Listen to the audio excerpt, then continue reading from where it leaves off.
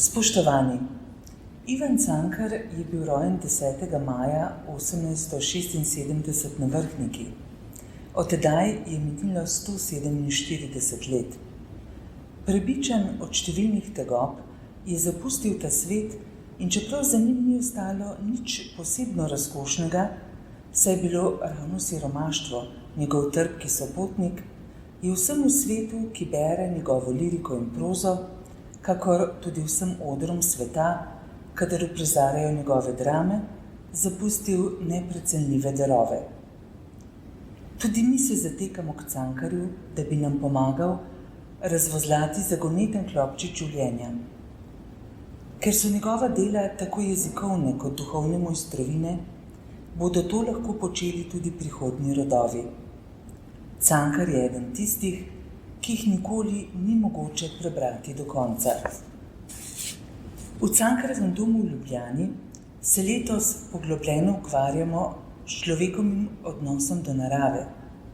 Skupaj s Prirodoslovnim muzejem Slovenije smo v naši galeriji postavili prvo naravoslovno razstavo v zgodovini naše institucije, ki smo jo poimenovali v vrtincu sprememb.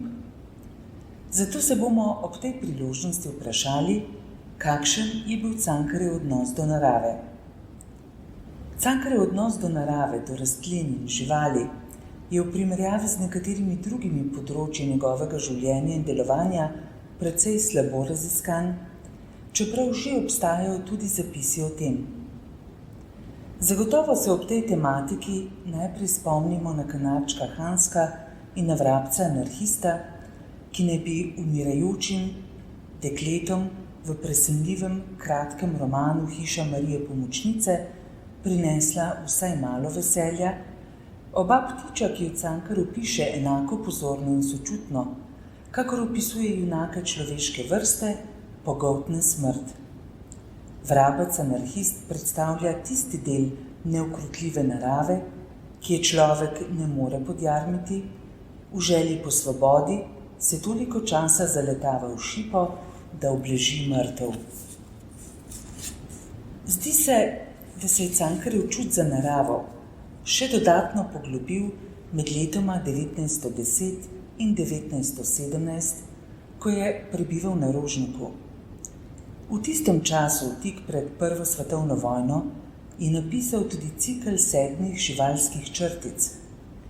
Med njimi tudi zgodbo o sovi, ki jo je družina kupila in zaprla v kletko, v kateri pa je divja žival umrla.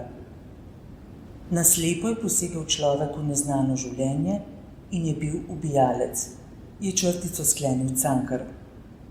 V različnih črticah Cankar sočutno in z grozo v črnilu opisuje živali kot zapostavljena bitja, ki jih je brutalno, surovo pokončala človekova roka. Podobno sočutje, občutek groze pravzaprav, preveva tudi Cankarjev odnos do rastlin. V črtici Maj prvoosebni pripovedovalec utrga rastlino potočnico, ki oveni v njegovi vroči roki.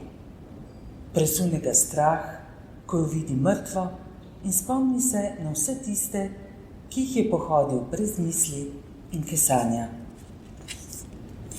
Črtico Maj Cankar zaključi takole.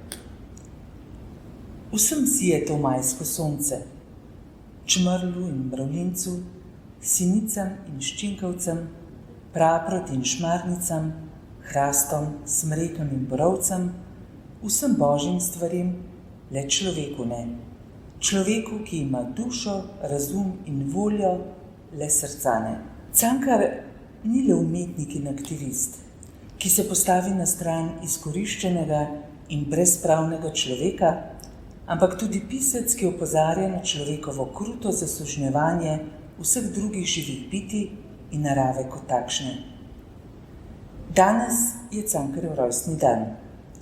Odprimo platnice njegovih knjig, odprimo vrata njegovim mislim in tako še večkrat do naslednjega maja. Vse najboljše, dragi Ivan.